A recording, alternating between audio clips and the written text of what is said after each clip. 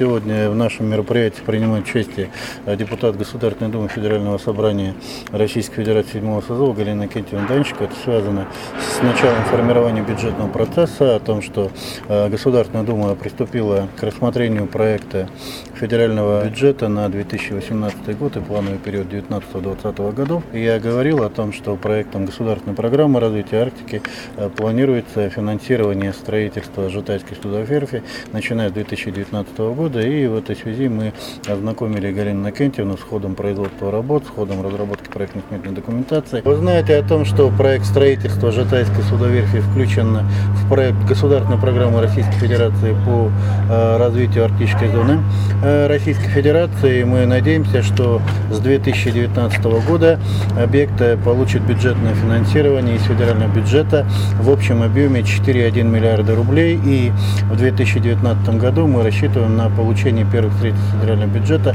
в сумме 550 миллионов рублей. К концу текущего года мы должны закончить разработку проектно-сметной документации и получить заключение госэкспертизы Российской Федерации. И в 2018 году за счет средств государственного бюджета Республики Саха-Якутия мы начнем реализацию этого проекта. Надо сказать, что благодаря поддержке Галины Иннокентьевны в 2015 году было принято решение главой Республики Саха-Якутия о выделении средств на реновацию и строительство флота в размере 550 миллионов рублей за счет внебюджетных средств РИК+.